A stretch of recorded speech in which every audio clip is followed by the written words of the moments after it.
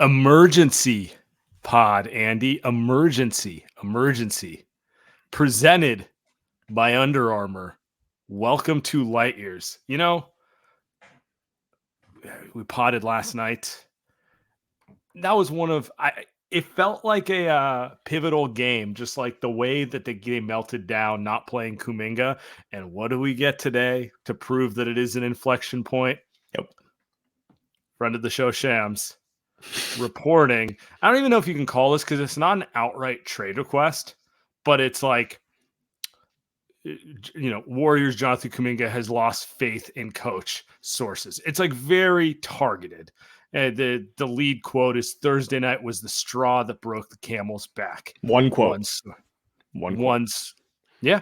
I mean, I guess we'll start here. There's multiple things to go into, but are you surprised? Are you surprised we've gotten here with Kuminga? Because we've heard murmurings. We remember last year during the playoffs, he was mad he wasn't playing. And honestly, last night was just egregious on Steve Kerr's part. There's just no justification for that.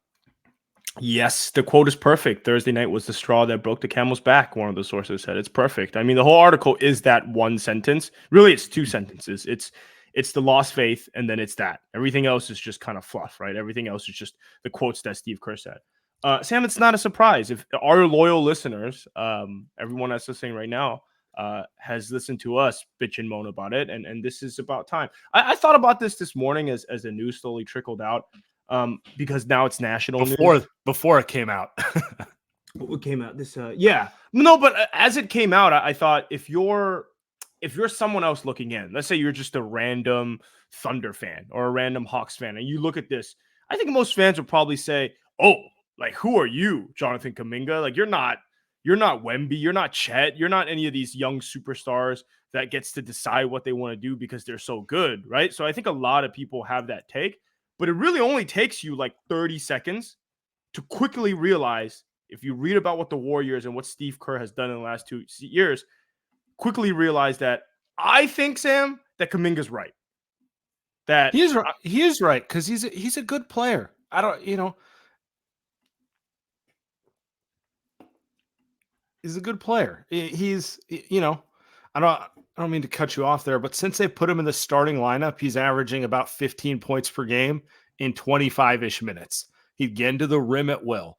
Reasonable people can disagree how good he's going to be long term. Like half the time, I still think like, he's probably more of an Aaron Gordon than a Kawhi Leonard or something, like probably more of an Andrew Wiggins than a Paul George type of wing. But maybe I'm wrong. Maybe he ends up becoming that dude. Maybe he doesn't. Any way you slice it, he's still a dude who can help the team, who should absolutely be playing, who's getting jerked around for 38-year-olds while they lose games for no reason. So I think all that being said, it's pretty clearly he has a right gripe to do this. It's a team that I think you brought up inflection point, so maybe we go there. Is that I think everything's kind of coming to a head for them. I don't think they wanted to make the decision this early. We saw Masai Ujiri make a trade less than a week ago, right? 4 weeks before the trade deadline, which is a little surprising. Or 5 weeks before the trade deadline. So I think now for the Warriors, can they even wait until the trade deadline to do this? Because it feels like it feels like is Kuminga even going to play tonight? I think is like a real question. Then we have news coming out yesterday from Jason Dumas, friend of the show, that Moses Moody is all annoyed and he didn't play last night either. You think he's happy about that? So this is a team that's not going anywhere. And now, do we have our first player coach fight, so to speak, in this era? Sam, is this the first one? I mean, Draymond and Steve had that in 2016, but they're good friends. It didn't seem like Kuminga and Steve are friends. This, I think, is the first one. Kind of crazy. Yeah, I mean, it's different. It's different in my opinion. It's Draymond was starting and he wanted more, and him and Steve, and someone texted me, by the way, I don't think they really get along. Someone texted me that Draymond and Kerr have in-law energy with him, with Kuminga. Um, I don't hate that at all. But what I was gonna say is, uh, it does feel like Kuminga is just kind of over the fact that he's not a priority for Steve Kerr Mm. in any capacity, and he probably is like, if you're not gonna play me, just trade me to a team who will. I'm a young guy. I have a career I want to do. And it's like, if I play poorly, I get yanked real quick. But if I play well, you still bench me. You know, that's kind of where we're sitting here. And then, like, just from a Warrior perspective, it's like, dude, you kind of need him. You kind of need Jonathan Kuminga out there because you're small and you're unathletic and no one gets to the rim unless Steph feels like putting his head down. And honestly, at 35, I don't need Steph throwing his body with the trees all day. He's Either. also guarding Aaron Gordon on the other side. So it's like, what are we doing here? Mm-hmm. It feels like now that it's all public, how do Mm-hmm. they come back from this too? Which is where I think if you're going to ask the question, is Kuminga right or wrong? From a team perspective, you can argue this isn't good. This is wrong. This is from a team perspective. I'm him personally. I think he's right, but for this team to move forward from this, I don't know how they do that unless it's to get Chris Paul off the roster, get Wiggins off the roster, get him off the roster, ship him somewhere else. So from a team perspective, yeah, he's wrong. For himself, he's not. That's what makes it so difficult for this team is that now they're 16 and 18 going into a game against the Pistons. What if they lose to the Pistons? What if they lose to the Pistons? This is really, really, it feels like a very LeBron team. Not even a LeBron team, because LeBron teams, when they do this, they might even be winning at times. It feels like your standard shitty team, that how they operate, right? I Like think, those bad orgs that we've made fun of these last 8 years. and you know what I think this is? I think this is the Warriors finally having to deal with what they haven't dealt with for 3 years. I have no clue how they want a title in 2022. I'm going to be honest with you.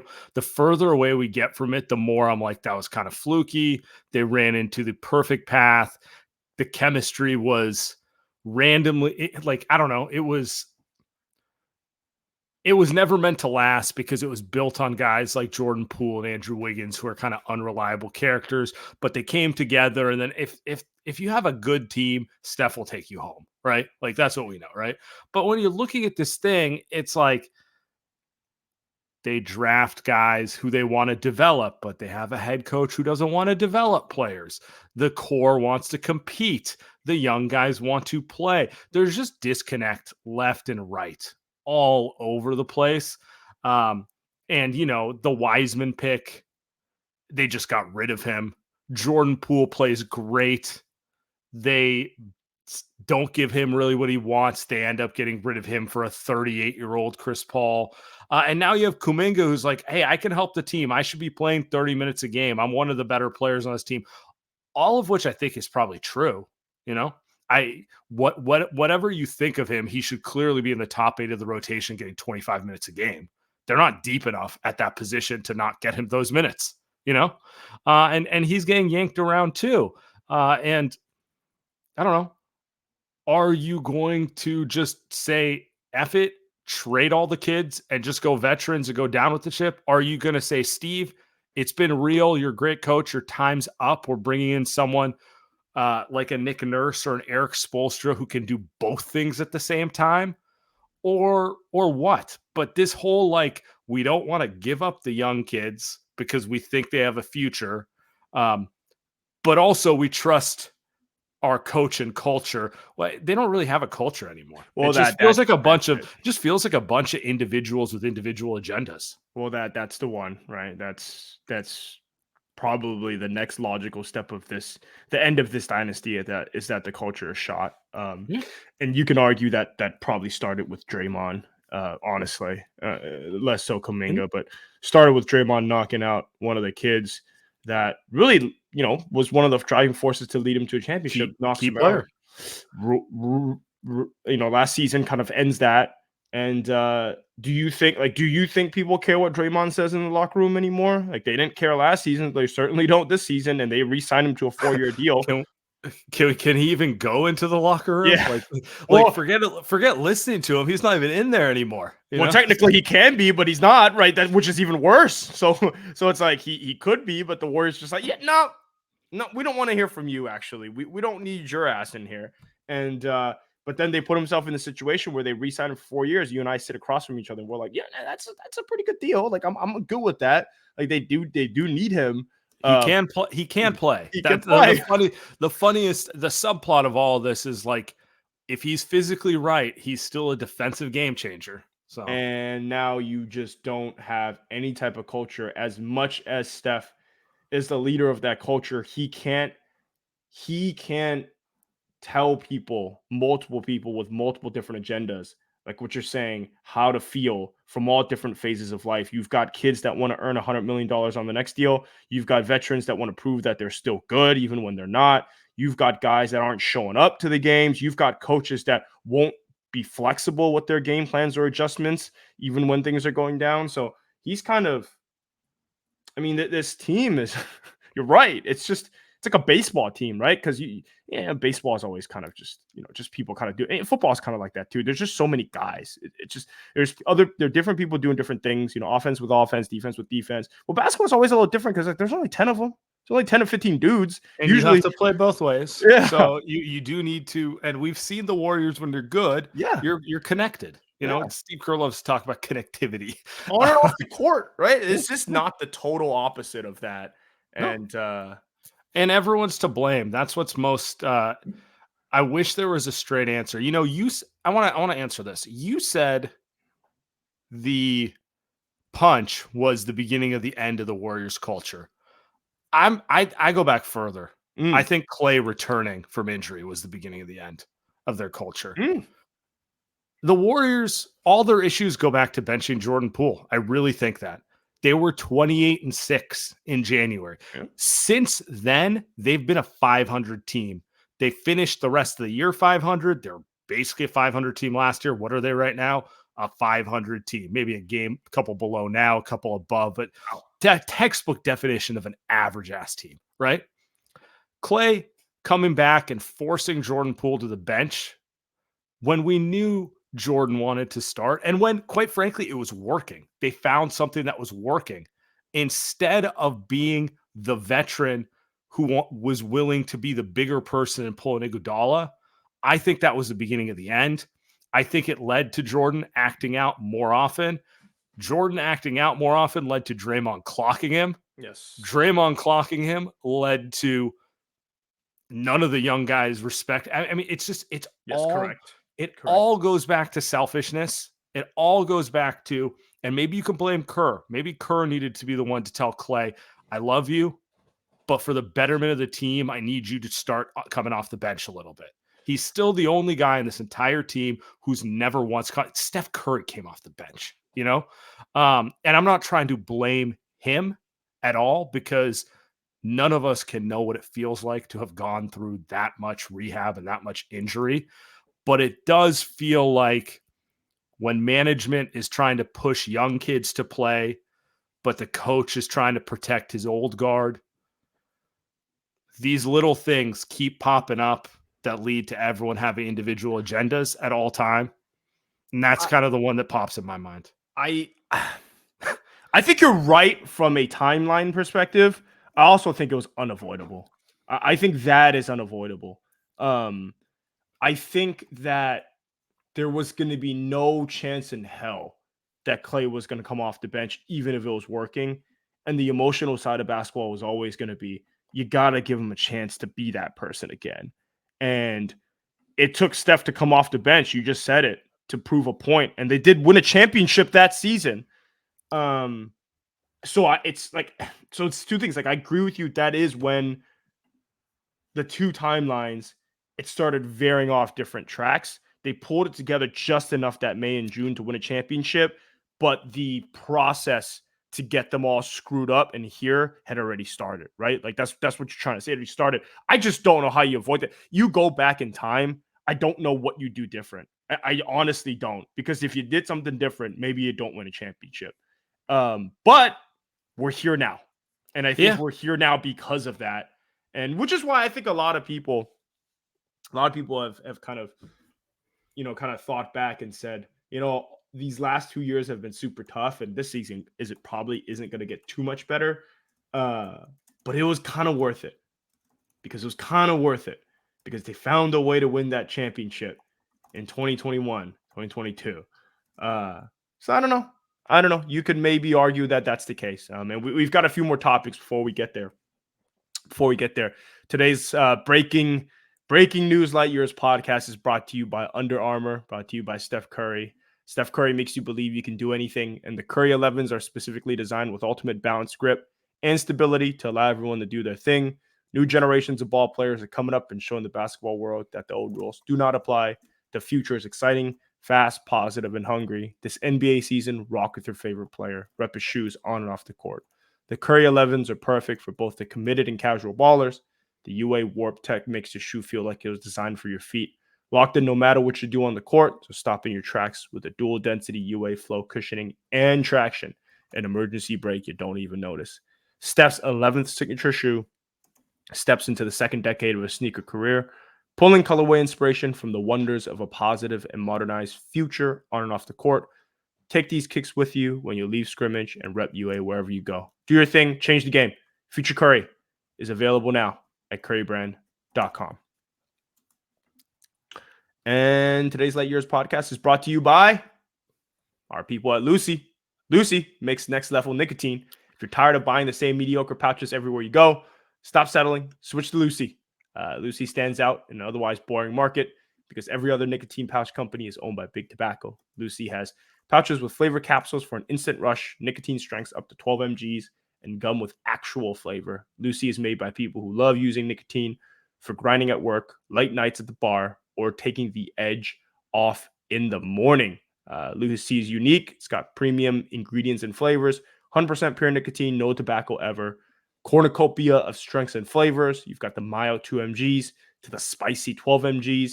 You've got mint and winter melon, which is actually my favorite flavor. Embrace island life with tropical mango and pomegranate, or get weird with espresso and apple cider. So skip shopping at the gas station, order online at lucy.co/lightyears and use promo code lightyears to get 20% off your first order. Lucy offers free shipping and has a 30-day refund policy if you change your mind. That's lucy.co. Use code lightyears to get 20% off and always free shipping. And here comes the fine print. Lucy products are only for adults of legal age, and every order is age verified. Warning, this product contains nicotine. Nicotine is an addictive chemical.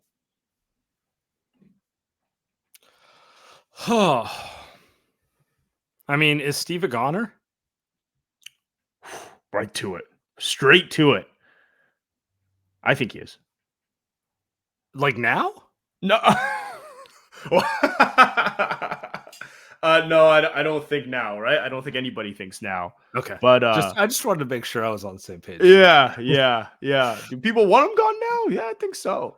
Okay, I think you're asking. You think you're asking, is he going to be here next season? I think no. I actually think you called this a few months back, saying that one of Clay and Steve was not going to be here next season, and kind of looked at you sideways when the season started. But it's pretty clear now that I don't think Steve Kerr is going to be here at the start of next season. Pretty clear. Is Kuminga here past the deadline?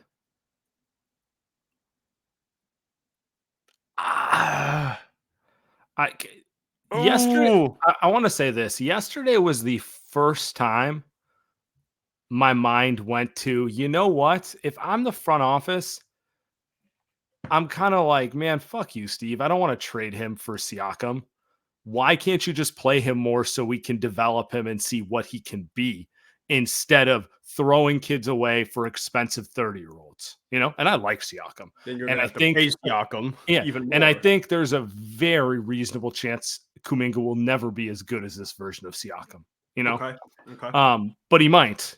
I can understand the perspective though, where you're like, man, if we had Quinn Snyder as a coach, if we had Nick Nurse, who unlocked Tyrese Maxey in a way that I didn't know was possible, if we had Eric Spoelstra, I'm just naming Pascal Siakam, by the way, let's speak.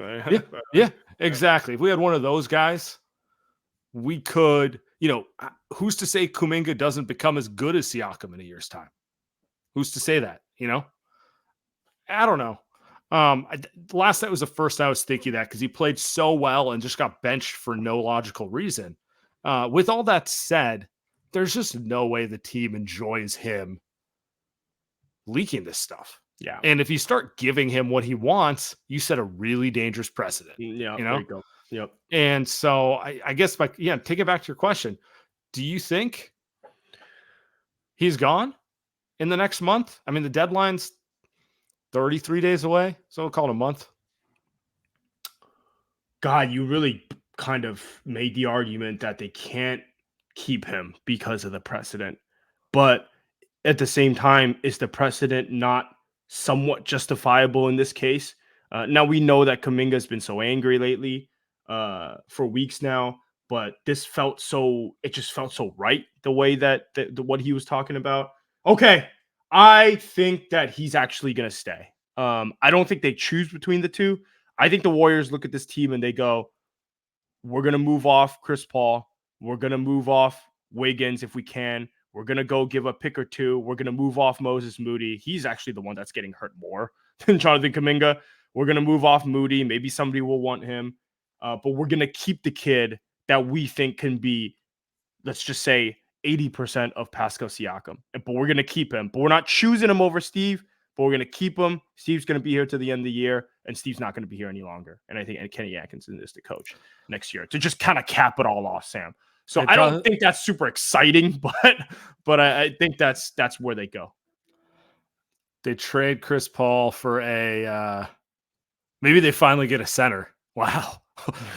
Wouldn't that be something? Yeah. He's a goner. There's no way he's there past the deadline. It's the type of move that makes them better, but doesn't really change the trajectory of the team, right?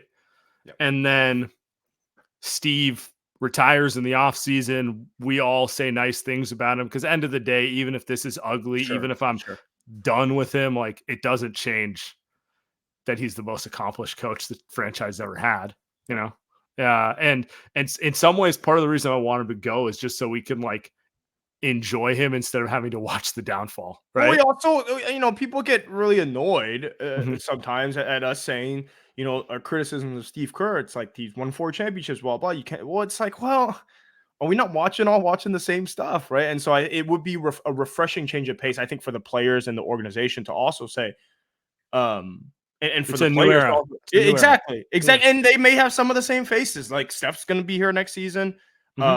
Well, outside of him, Podziemski's going to be here next season. So outside of those two guys, I don't know. Trace Jackson-Davis is going to be here, but you can't tell me that for sure Clay will be here. You can't tell me for sure Draymond will be here. But at the very Kuminga, who knows? Yeah, exactly. Okay. But at the very least, we all get some new voices, and this team has enough talent for them to still have a chance. But Sam, I don't know how they can sell Kuminga with how good he's looked lately and pivot towards that route when I don't think the front office is happy with Steve either. They're not sitting here and going, you fans are wrong. Joe's not sitting here and going, Andy and Sam are absolutely wrong. We stand behind Steve. Now he may say that publicly. Joe's in the how group. He feels. Joe's in the group chat now, guys. With Wiseman, the front office had to eat it because ultimately, just there's no it's Steve ruined it. No, it's just a whiff. Sadly it happens. It happened. Kuminga's a good player. Kuminga's the classic, okay, he's not like Chet or like one of these dudes where day one you're like, oh, that's a franchise guy. But he's also not a bad, he's in that middle ground where you're he might develop into an all-star. He really might, right? And that's kind of where I can understand how infuriating it is for the front office to watch, dude, he could be that piece that makes us better. He could be that piece that makes it so we beat the Denver Nuggets, not lose to them, that sort of stuff. So do you remember Kenny Atkinson's tenure at the Brooklyn Nets and what he was known for? I know you remember because this is player development, baby. Yeah. I mean, he's a wheelhouse. Yeah. I don't know what direction they would go if Steve left. Would it be Kenny? Would they go get Budenholzer? I've heard his name mentioned. Weird. Lord, isn't that like Steve's friend, close friend too? Like, I mean, they're from the Spurs coaching tree. yeah. By the way, can we give Coach Bud a little credit? Mm. Maybe those dudes in Milwaukee aren't as good as y'all think, and maybe he did a better job with them than he gets credit for. Oh, But that's a different conversation. That's another. Sam's preparing us for Budenholzer as head coach next season. I think it's gonna be Atkins. I think it's I don't pretty. know. I mean, it's like okay, let's get back to this season. Okay, because all right, we still got like all right. 40. No, we still got 50 of these left. Yes, sir. Oh God. 49. Whatever. It's daunting. It's daunting when I say numbers out loud. Love it. Is it just cooked for this year? Like, is that what it is? Is that just where we're at with this? Like, I don't know. What do you think? You said you don't think Kuminga gets traded. I think it would behoove the Warriors to make a move sooner or later. It doesn't help them to wait until the last second. The clock is ticking. Everybody knows that they're going to make a move. Why not just make a move when you can make a move, which is anytime between now and the trade deadline? I understand you're probably not getting the best trade offers until that day, that week, blah, blah, blah, blah, blah. But I think the Warriors to save this season and give them a fighting chance, because right now they're not in the play-in. Like, can we, as bad as it is, Sam, I would still like to watch this team play in the postseason. Like, everybody would. Joe Lacob would. He would want the gate revenue for 3 to 4 chase games, right? Like, they're still going to push towards that. I think the only thing that I can say that I don't think is going to happen is I don't think they're going to make a monumental trade. I don't think that Siakam is going to happen. Like, I don't. But it would qualify as monumental if it did. Has to be. Okay. Absolutely. And I don't think it's going to happen, because I actually do think they're going to hold on to Kuminga. I think they've convinced themselves of that. But Paul, Wiggins, Moody, first round picks, even probably not getting you Kuminga, but I hear you. Yeah. Like, I don't know what it gets you, but I'm saying, like, those guys are out the door, right? Like, that's what I'm saying. Like, they have to make those moves to get those guys out the door. And that's I don't know what that gets you, though. I don't know what that gets. It might get you shit. It might get you maybe nothing. Might get you another guy in Toronto, former Warrior trade target Jakob Poeltl. Wouldn't he be a good fit, though? Wouldn't he? I don't know how much of the needle that moves, sure, but like it's a boring role player who makes you better but doesn't change the trajectory of your team. Yeah. But, like, they go from a play-in team to maybe a 6 seed, maybe they win a first round. And again, like, maybe they don't care about that. That's not really what the Warriors have been. Like, that screams Farhan, right? That doesn't scream Warriors where they try to hit the home run, but I would enjoy it. Maybe we can get Wiseman back. Solid player, brother. Not a player that's going to be playing in Germany with Anthony Lamb or wherever the hell he is. So I don't know. What do you don't think the season is? I don't think so. They've got so much left to go. They've got pieces that they could play with. I think there's a better chance than you do that they trade Kuminga. I don't think it's fair, but I think there's a reasonable chance the organization, which has been pragmatic, will look at this situation and go, man, if we give him what he wants, what's next? And it would not surprise me if they did go get a Siakam. It would not surprise me if they made that type of move and then they also traded Draymond in a secondary move. Just because they're sick. Like, it would not surprise me if they did like the opposite of everything they've done, which is make monumental seismic shift moves.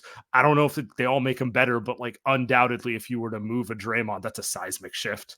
You trade Kuminga in a contract to get a Siakam. That's a seismic. These are moves that change the entire complexion of the team, right? It would not surprise me if they did that. And to hedge like a motherfucker, it also would not surprise me if they did what you said.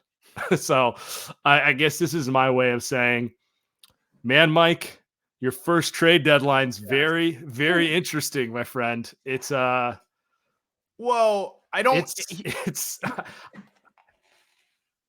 look, man, we know why Bob left. But it's I don't envy like the high tension. Like these are big decisions in whichever way they go. These are big ass decisions. It doesn't have. I don't think you can break your career when it's your first trade deadline. It looks like Dunleavy's going to be doing this for a very long time, but he has a chance to make his career. I think this trade deadline for sure. For at Oh, least for I think he could break it. I think he could break his career easily. I don't. He does the wrong thing. He trades Kuminga. They don't re-sign Siakam, and Kuminga turns into a superstar. Yeah, okay, that's fair. His reputation goes back to what it was as a player. hey, but then he salvaged his career. He became a good role player. So maybe Well, that's not how Warrior fans remember him.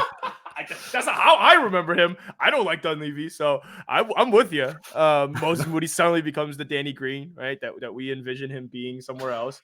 He becomes Klay Thompson 2.0. Oh boy, he helps the Lakers win a championship. Well, I was listening to Simmons this morning, and he brought up the Lakers. LeBron James is this is not going to happen, but LeBron James kind of trade destinations, and he brought up the Warriors as being one because LeBron has always wanted to play with Steph. I don't know if Steph necessarily wants to play with LeBron, but Mike, make that one happen. Talk about like drama-filled shit shows like that. LeBron comes on over. That'll be a sweet first round exit team, but we get a lot of podcast content.